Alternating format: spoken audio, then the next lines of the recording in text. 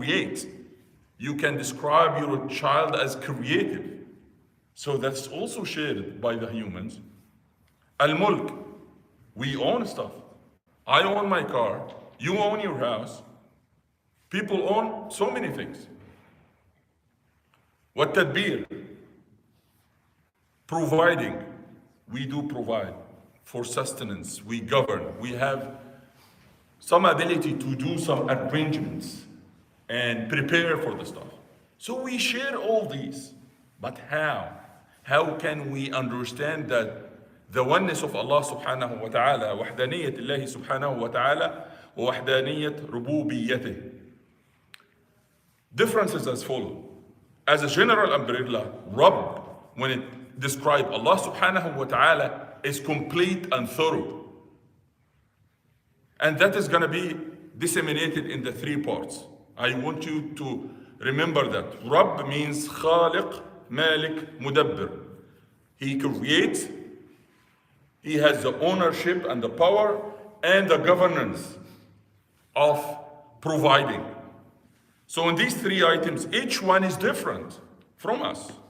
And as we explained the khutbah in Jum'ah, when we say we are creator, that is different from Allah subhanahu wa ta'ala. You can create stuff, but it's different from what Allah created. Allah creates life. We cannot create life. With our ability to create anything, we cannot inspire life in anything that we make. We cannot make anything, and even just an ant, a small animal, anything, any insect, we cannot make it alive. We can provide a battery that's relying on stuff, but we cannot have something that have a life and death. That is number one difference about the creativity. Number two, Allah create from nothing. We create from materials. We create a new car. We need parts to make that. We create new materials. We need starting materials. We react to stuff. The third difference is that the perfections of Allah khalq. Our khalq is limited. Tabarakallahu ahsan al-khaliqeen. Allah subhanahu wa ta'ala exalted is the best creator because his creation contains perfection in every aspect. Our creation always has a room for improvement, modification, newer version, as we just explained. This laptop may be the state of the art now, only 1 month later. You have an iPhone 14, you will get a 15 in September. You know that. Everything, software is amazing. New version is coming. Allah's creation is always the best from the beginning. So that is the difference in the first point. Creativity. Being able to create. Allah subhanahu wa ta'ala, his oneness is the perfection. Ahsanul khaliqeen. The best creator ever.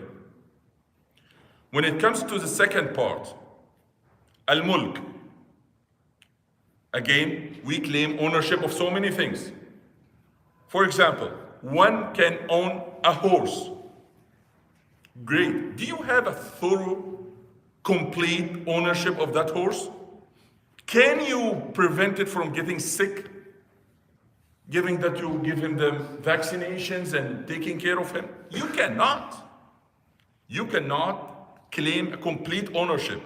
You cannot even do stuff against the regulation of the place that you are living in. Forget about being Muslim, that you should not torture or do so and so. But even within the governing bodies here in the country or anywhere you cannot burn your horse, although you own it. You cannot do stuff, so you don't have a complete ownership. But Allah subhanahu wa ta'ala always has a complete and ultimate, not touched ownership. An ownership that is true and complete. At-tadbir. when you say tadbir and providing the sustenance, Allah subhanahu wa ta'ala al-Latif, that He is aware and careful and do it with perfection. These details, you can see what is going on in your body, in the universe. Allah subhanahu wa ta'ala has the ability to do that in perfections. Ours are always very limited based on the first two parts, the ownership and being able to create. And that is very obvious. Everyone knows that the creativity, the ability in the tadbir for us is much more limited than what Allah subhanahu wa ta'ala has.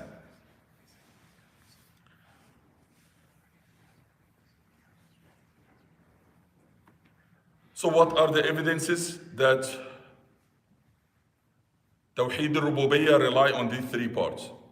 And I always ask you, if I say something that you don't think this is coming from Quran and Sunnah, ask me. If I'm not able to provide an evidence, forget what I'm saying. This is not stuff that made up by scholars. This is stuff withdrawn from the true authentic script. Al-Quran was-Sunnah بفهم سلف الأمة. دليل الخلق والتدبير, the evidence for Allah being able to create and manage and provide the sustenance is ألا له الخلق والأمر. In Surah Al-A'raf, Allah subhanahu wa ta'ala, ألا له الخلق والأمر. Isn't it for Him who had the ability, or له الخلق, for Him is the creation, والأمر is the command. He has the control. And the evidences, or the evidence for al-mulk, so many in Quran. Like Allah subhanahu wa ta'ala said, وَلِلَّهِ مُلْكُ السَّمَاوَاتِ وَالْأَرْضِ. And for Allah is the ownership of the heavens and the earth. The author continue and say, وَنُؤْمِنُ بِأُلُوهِيَّةِ اللَّهِ أي بأنه الإله الحق. We believe in the lordship of Allah, Tawheed al-Uluhiyyah, the monotheism of worship. The only deity worth of worship is Allah. And here we need to explain some points. Allah subhanahu wa ta'ala, the name Allah, is that just a name, or it has a meaning? Take this rule. Every name of Allah subhanahu wa ta'ala has a meaning, and it relates to a meaning. It is not like anything else that may or may not has a meaning. For example, Nimr, tiger, does it have a meaning, that name that we give to that animal? No. But some people would, his name would be Kareem. It has a meaning. Great. So everything in the universe has name, but they call it Ism Alam. It might have a meaning or related to something and might not. But when it comes to Allah subhanahu wa ta'ala, it always has a meaning. So Allah is come from aliha, abada. So the word Allah means al-ma'bud, al-ma'luh. In Arabic, aliha, worship. So the one who is worshipped is the meaning of Allah, of the word Allah. So I can go deeper in the Arabic language explaining the word Allah, but I don't think that is something that everyone needs. I want you to understand that the name of Allah has a meaning. It is not just a name that Allah gives to Himself. But if you need to understand more about the word itself and how it was derived, or the people of the linguistic people have it, we can have a discussion offline.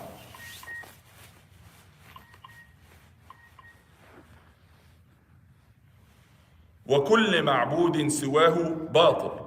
So, every deity other than Allah, everything that the people worship other than Allah is null, is not acceptable.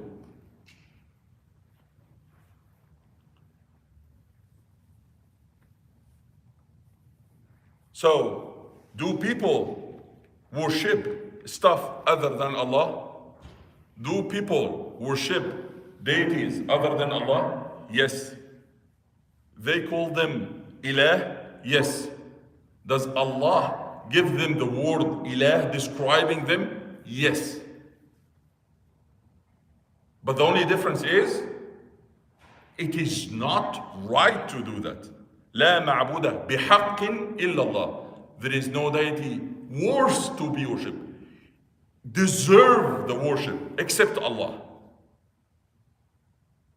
So the word ilah is used to describe other deities other than Allah subhanahu wa ta'ala, and Allah subhanahu wa ta'ala used that in Quran, but it is not the right thing to be worshipped.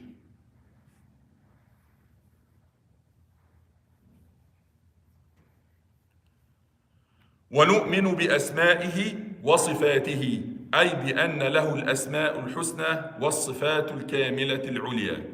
And we believe in the names and attributes of Allah. So we believe in the beautiful names, الأسماء الحسنى والصفات الكاملة العليا, and the attributes that are complete and lofted. So what is the difference between names and attributes? Name is a name. We just explained that the names when it comes to Allah subhanahu wa ta'ala has a meaning. Attributes is like adjectives, descriptions of Allah subhanahu wa ta'ala. Which one is more general? The sifat, the attributes are more general, because every name has an adjective, has an attribute associated with it. But not every attribute has a name associated with it. So let me explain that. Does the name of Allah subhanahu wa ta'ala, Al-Azim, has a meaning? Yes. So it has an attribute related to it. The greatness, the glorifying of Allah subhanahu wa ta'ala. So a name. So we can call Allah Al-Azim. Yes, that is a name. When it comes to attribute is describing something that Allah is making. Allah makes stuff, right? Yasna. Can we call Allah Sani'? No. Allah subhanahu wa ta'ala yashfi. He gives shifa, recovery. Can we call him Shafi? Ash-Shafi is not one of the names of Allah. Despite as my real list name is Abd al-Shafi. But it is not a right name to Allah subhanahu wa ta'ala. It is an attribute. Also, Allah subhanahu wa ta'ala yamkur. He is having plans against the kafirin. وَيَمْكُرُونَ وَيَمْكُرُ اللَّهُ. Allah makes these plans. Can we name Allah as Makir? No, absolutely not. But Allah Yamkur, as clearly stated in Quran. So that is the difference between the names and attributes. Clear? So attributes are more general. Please go ahead. A lot of times we hear that 99 names of Allah, but it is also say attributes of Allah. Yes. We use it interchangeably. Yes. But like you said, the Shifa, that is not name. He gives Shifa. Yes. So for us, is it right to say these are his name and attributes, or? What's the 99 are names. Names. So we can call Allah using that name. But the attributes, we can describe Allah, but we can call him. Same as Sani', Makir, Shafi. These are not listed as names. these are listed as attributes, which is more general, right? The room is much bigger when it comes to the attributes. And the description of, according to what we believe in Allah subhanahu wa ta'ala, we cannot, it is general, yes, but يليق بمكانته ووحدانيته. So what is not nullifying his oneness, his wahdaniyah subhanahu wa ta'ala. Is that answering your question? No. You can ask it again. Now, I was asking is, a lot of time the 99 names, when we just speak, like instead of Yes. scholar discussion, that's Allah's attribute or Allah's name. No, So we Allah name that has an attribute, okay? But not every attribute should has a name. As a name. So think about it as a bigger pool of attributes. Some of them has names associated with them, but not all of them. When it comes to like, he's very merciful, right? Ar-Rahman. Right? Ar-Rahman, Ar-Rahim names, right? But also it is also attribute or no? Of course, as I said, every name has attributes. Okay, but not the other way like that. Exactly. So, the cardinality one to many, one name could have many attributes. Yes, Many attributes could belong to one name. yes, but again, not all attributes can be described as name. If you are describing as one to one, right? So that is no, that's an attribute. أشفو أنت الشافي لا الشفاء لا يغادر سقما. Okay, then you make my family name is something. It's I always say it was not this because these 99 names themselves have some differences about the number of them. So I never found it in those that we hang it in the walls. Oh, yeah.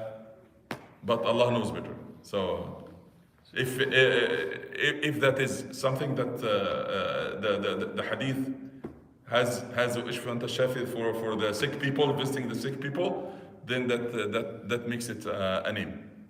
If Prophet Muhammad sallallahu alaihi wasallam used it, we go for it. So following up on Ahmed's question, can you explain what are the sources that tell us this is a name or not? Very good point. We do not make the stuff based on our preference. If it is listed in Quran or the Sunnah, authentic Sunnah of the Prophet Muhammad sallallahu alaihi wasallam as al name, the what? Okay. One other example. Allah subhanahu wa ta'ala alim, right? But do we say he is alim? Alim is attribute. But the name has to be mentioned precisely without any deviation in Quran or Sunnah. So attributes are more general. We can speak a lot about the attributes. We will come to that inshallah. This is just description of what is going on to happen. So the take-home message, the names are those specifically mentioned by Allah subhanahu wa ta'ala in the Quran and by the Sunnah of Prophet Muhammad sallallahu alaihi wasallam. Right? Sorry, can we mention, I think Ahmed mentioned before, Satr? Satr or Sittir. Yeah. Yeah. Can we mention that as an example? Because they have the same meaning, but only one of them is Yes. is a name. Yes. So we have that common thing. The one who is Satr is providing a cover, right? And we use that commonly in Arabic language. That's the one who is providing cover, Yastur, which is now it is an attribute that he is providing satr, he is providing cover for people. People are doing mistakes, people are doing sins. Allah subhanahu wa ta'ala will cover that, so they give them opportunities to repent, opportunities to seek forgiveness. Okay, is that an attribute or name? It is an attribute, satr. But we use the name Sattar, or we thought of the name as Sattar, but that was not mentioned in a hadith. What's mentioned is the word Sittir. So what we should use, instead of sattar, we should use sittir. Why? Only one reason. It is mentioned in the hadith of the Prophet Muhammad sallallahu alaihi wasallam. Period. Just like that. We don't use the stuff because we think it is okay or it makes sense. If it is not mentioned in Quran or Sunnah, we cannot give a name to Allah subhanahu wa ta'ala based on our understanding. We can describe an attribute according to what we understand from his lofty characters. Is that clear? Okay, I think we got time. جزاكم الله خيرا. سبحانك اللهم وبحمدك نشهد أن لا إله إلا أنت نستغفرك ونتوب إليك. جزاكم الله خيرا.